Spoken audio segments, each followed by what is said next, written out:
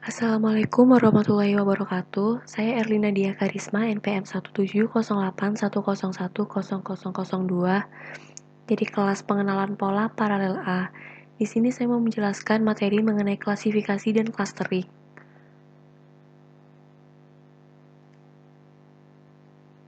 Jadi perbedaan klasifikasi dan clustering yaitu yang pertama klasifikasi. Klasifikasi itu bertujuan untuk memetakan satu titik data ke dalam satu kelas yang telah ditentukan sebelumnya. Klasifikasi dilakukan secara supervised, artinya algoritma pembelajaran untuk melakukan klasifikasi diberikan contoh titik data dan kelas apa seharusnya titik data tersebut dipetakan. Selanjutnya, clustering. Nah, clustering ini bertujuan untuk mengelompokkan titik-titik data yang berdekatan dan memisahkan dengan kelompok-kelompok lain yang berjauhan dalam suatu ruang. Clustering ini dilakukan secara unsupervised, artinya tidak ada contoh bagaimana seharusnya mengelompokkan titik-titik tersebut. Yang pertama, saya akan membahas tentang klasifikasi. Definisi dari klasifikasi sendiri yaitu pemrosesan untuk menemukan sebuah model atau fungsi yang menjelaskan dan mencirikan konsep atau kelas data untuk kepentingan tertentu serta memiliki tugas dasar dari analisis data yang berfungsi memberikan label kelas untuk kasus yang dijelaskan oleh set atribut. Sehingga tujuan dari klasifikasi adalah kebenaran dalam memprediksi sebuah nilai. Di sini saya menggunakan algoritma naive Bayes.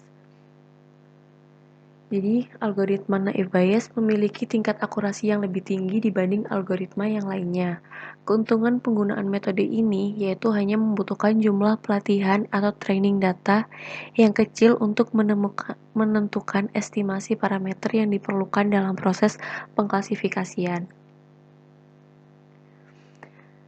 Untuk tahapan algoritma naive Bayes, yang pertama menghitung jumlah kelas atau label, menghitung jumlah kasus per kelas, kalikan semua variabel kelas, dan yang terakhir membandingkan hasil per kelas. Kekurangan menggunakan naive Bayes sendiri yaitu asumsi independence antar atribut membuat akurasi berkurang. Nah, karena biasanya ada keterkaitan. Untuk kelebihannya mudah untuk dibuat dan hasilnya lebih bagus. Nah, ini rumus untuk naive Bayes dan keterangannya.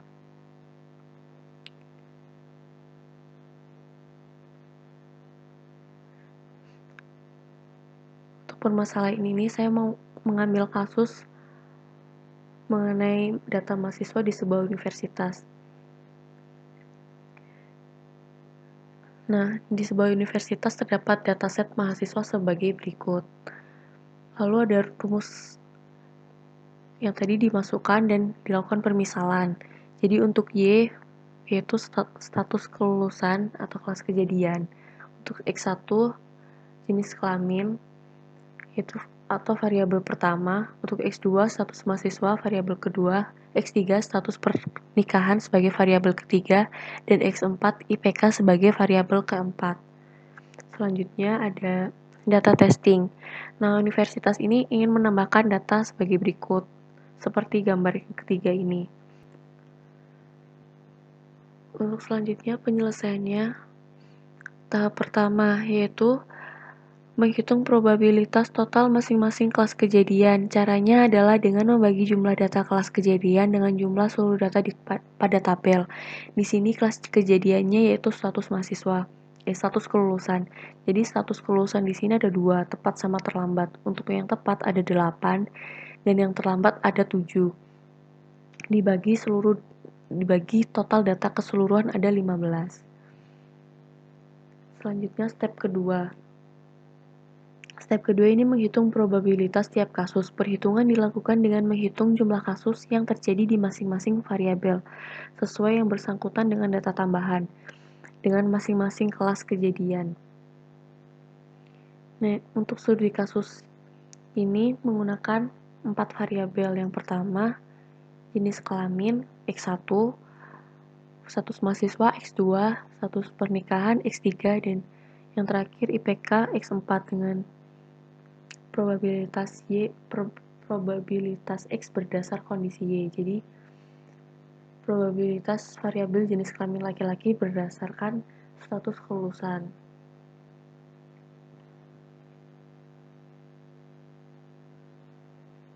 Selanjutnya, untuk step ketiga yaitu mengalihkan semua hasil variabel pada setiap kelas kejadian. Untuk contoh di atas, maka perhitungannya sebagai berikut.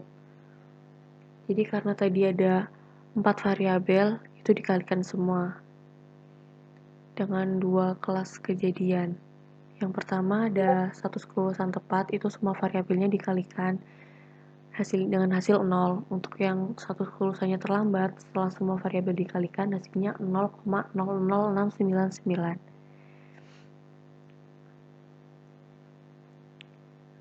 Nah, untuk yang terakhir hasilnya membandingkan hasil antar kelas yang ada. Hasil atau keputusan yang diambil adalah hasil yang paling besar. Nah, di sini hasil yang paling besar yaitu untuk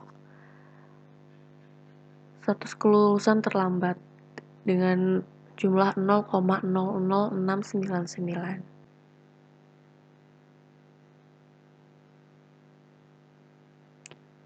Untuk materi selanjutnya, saya akan menjelaskan mengenai clustering.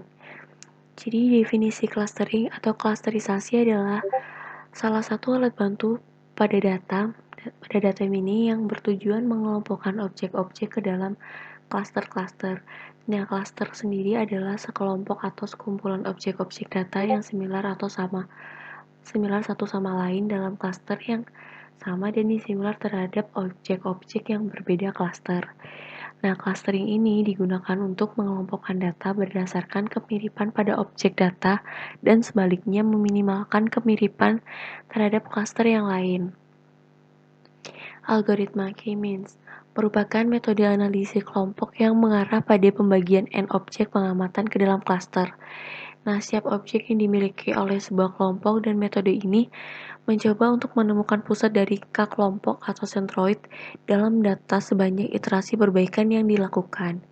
Karakteristik dari K-means yaitu memiliki N buah data, input berupa jumlah data dan jumlah cluster, dan pada setiap cluster memiliki sebuah sentroid yang mempresentasikan cluster tersebut. Nah, untuk tahapan K-means, yang pertama itu menentukan jumlah cluster, mengalokasikan data ke dalam kelompok secara acak, menghitung sentroid menggunakan min untuk masing-masing kelompok, mengalokasikan masing-masing data ke sentroid terdekat, dan yang terakhir kembali ke langkah 3 atau langkah sebelumnya jika masih ada data yang berpindah cluster, atau jika nilai sentroid masih di atas nilai ambang, atau jika nilai pada fungsi objektif yang digunakan masih di atas ambang. Contoh kasus. Dataset dari tabel tersebut merupakan dataset yang terdiri dari 15 mahasiswa yang memprogramkan data kuliah data mining. Dari 15 mahasiswa tersebut akan dikelompokkan menjadi 3 bagian, yaitu pintar, sedang, dan kurang. Nah, untuk selanjutnya, menentukan jumlah klaster. Di sini ada 3 klaster. Klaster pertama C1 pintar, klaster kedua C2 sedang, dan klaster ketiga C3 kurang. Untuk nilai klaster-klaster ini diambil secara random atau secara acak. Dan selanjutnya mengalokasikan semua data ke klaster terdekat. Di sini menggunakan pendekatan sentroid Euclidean. Dimasukkan rumusnya. Jadi setiap nama mahasiswa itu menghitung 3 klaster. Jadi satu data 3 klaster. Di sini ada 15 data. Di sini yang pertama saya menggunakan data dari Roy. Data pertama, klaster pertama 89. 89 itu dari nilai UTS-nya Roy dikurangi 96, itu nilai dari klaster 1 yang pertama. Terus ditambah lagi 90 dari nilai tugasnya Roy dikurangi 93 yaitu nilai dari nilai klaster pertama yang kedua. Terus selanjutnya 75 ini adalah nilai UAS dari Roy dikurangi 85 adalah nilai klaster yang ketiga. Dihitung seperti itu sampai 3 klaster. Jadi satu data 3 klaster. Di sini dilakukan perhitungan hingga data ke-15. Karena banyak, jadi nggak saya lanjutin di PPT.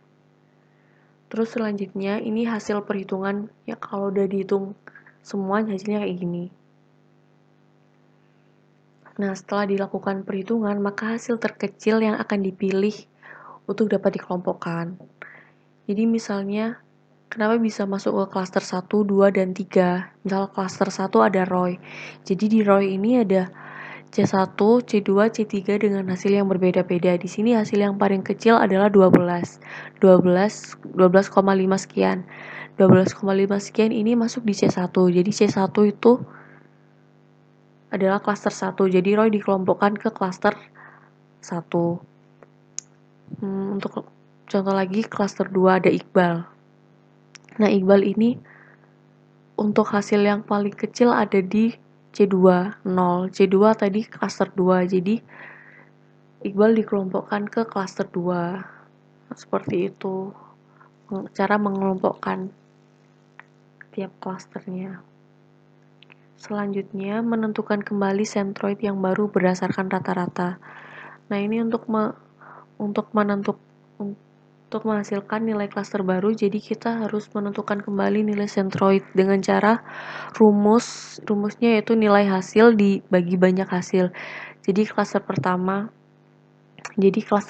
tadi ada 3, UTS, tugas, dan UAS. Itu hasil yang tadi ada ROY, Sinta, itu hasilnya ditambahkan semua terus dibagi, jumlahnya tadi ada 5. Begitu seterusnya sampai klaster 2 dan 3. Jadi menghasilkan nilai klaster baru seperti gambar berikut. Lalu melakukan perhitungan menggunakan klaster yang baru dengan rumus ini. Jadi dilakukan perhitungan klaster baru lagi pakai rumus yang sama kayak perhitungan tadi tetap, tapi yang berbeda klasternya pakai yang baru dihitung ini. Terus ini hasil dari klaster yang baru tadi. Ternyata hasilnya masih sama kayak perhitungan yang pertama, jadi nggak berubah. Jadi perhitungan diberhentikan apabila hasilnya tetap. Jadi hasil perhitungan dari klaster baru tidak berubah dan masih sama seperti hasil perhitungan awal, sehingga dapat dikelompokkan seperti tabel di sebelah kanan. Jadi ini hasil akhirnya tabel sebelah kanan. Tadi Roy masuk ke klaster C1, yaitu pintar. Iqbal klaster kedua sedang, seperti itu. Nah, sekian penjelasan dari saya. Kurang lebihnya saya mohon maaf. Wassalamualaikum warahmatullahi wabarakatuh.